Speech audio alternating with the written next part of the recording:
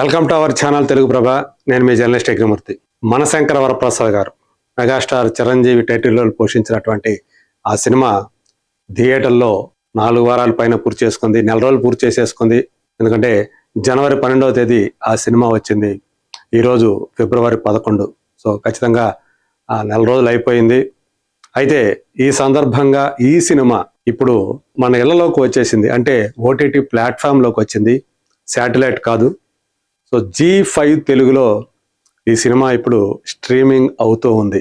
థియేటర్ల దగ్గర భారీ వసూళ్లు సాధించి సంక్రాంతి సీజన్లో విజేతగా నిలిచి అత్యధిక వసూళ్లు సాధించినటువంటి రీజనల్ సినిమాగా ఒక సరికొత్త రికార్డును సృష్టించినటువంటి ఈ సినిమా మరి ఈరోజు తెల్లవారుజాము నుంచే అందుబాటులోకి వచ్చేసింది.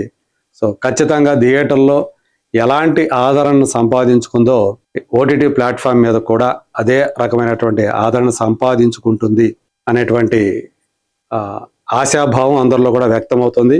సో వాళ్ళు కూడా ఎవరైతే G5 నిర్వాహకులు ఉన్నారో వాళ్ళు కూడా చాలా ఈగర్గా వెయిట్ చేస్తూ ఉన్నారు. ఈ సినిమా ఎలాంటి ఆదరణ పొందుతుంది, ఎలాంటి వ్యూయర్షిప్ని సాధిస్తుంది, సో వాచింగ్ టైంని ఏ విధంగా రికార్డు స్థాయిలో సాధిస్తుందా లేదా అనేటువంటి ఆతృత వాళ్ళలో కూడా ఉంది. సో ఈరోజు వాళ్ళు పెట్టినటువంటి పోస్టర్ ఇది, చిరంజీవి గారికి సంబంధించి మనశంకర వరప్రసాద్ గారు వాచ్ నౌ తెలుగు G5 అని చెప్పేసి ఈ పోస్టర్ రిలీజ్ చేశారు.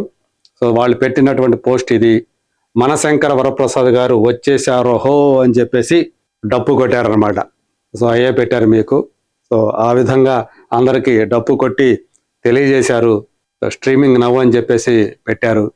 సో ఈ సినిమా ఖచ్చితంగా థియేటర్లో అన్ని వర్గాల వాళ్ళని, అన్ని తరగతుల వాళ్ళని, అన్ని వయసుల వాళ్ళని కూడా ఈ సినిమా ఆకర్షించడం వల్లే 300 కోట్ల గ్రాస్ మార్కుని ఈ సినిమా సాధించగలిగిందని చెప్పేసి మనం గట్టిగా చెప్పగలం. మరి ఇళ్లలో ఉండి ఎక్కువగా ఈ సినిమాను చూసేది ఫ్యామిలీ ఆడియన్స్. సో అట్లాగే మొబైల్లో అంటే అందరూ చూస్తారనుకోండి, యూత్ ఎక్కువగా మొబైల్స్లో అయితే ఎక్కువ చూస్తారు.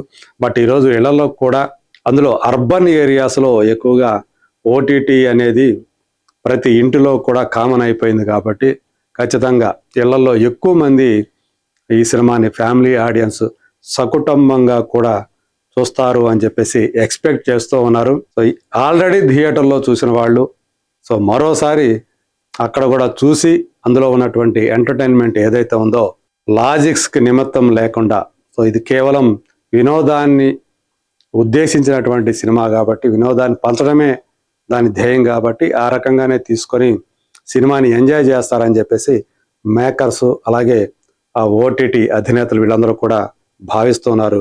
ప్రధానంగా చిరంజీవి ఈ సినిమాలో హీరోయిన్ నయనతార తోటి, అలాగే మామ పాత్రధారి అయినటువంటి సచిన్ ఖెడేకర్ తోటి, సో తన టీం మెంబర్స్ అయినటువంటి క్యాథరిన్ ట్రెసా, హర్షవర్ధన్, అలాగే అభినవ్ గోమటం, వీళ్ళతోటి అతని కెమిస్ట్రీ సో చాలా బాగా వర్కౌట్ అయింది. అన్నిటికంటే కూడా సెకండ్ హాఫ్లో వచ్చేటువంటి Venky Mama alias Venky Gowda alias victory Venkatesh, ఆయనతోటి ఉండేటువంటి కెమిస్ట్రీ సో ఆల్మోస్ట్ 25 నిమిషాల నుంచి అరగంట సేపు వాళ్ళ మధ్య జరిగేటువంటి దోబూచులాట ఏదైతే ఉందో అది చాలా బాగా ఎంటర్టైన్మెంట్ని అందించింది. మ్యూజికల్గా కూడా ఈ సినిమా సూపర్ డూపర్ హిట్ అవ్వడం మనందరికీ తెలుసు.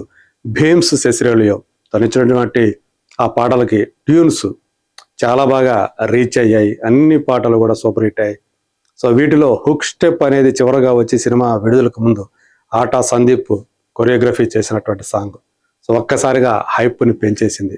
సో ఏదైతే థియేటర్లుగా ఈ సినిమా బ్లాక్ బస్టర్ రన్ని చూసిందో ఇప్పుడు అదే తరహా రన్ని ఓటీటీ ప్లాట్ఫామ్ మీద కూడా చూస్తుందనేటువంటి ఆశాభావం ఏదైతే అభిమానులు వ్యక్తమవుతుందో అది అవుతుందా, నెరవేరుతుందా? సో ఎక్కడ కూడా రికార్డు స్థాయి వీక్షణల్ని ఈ సినిమా పొందుతుందా, మనశంకర వరప్రసాద్ గారు పొందుతారా? Let us wait and see.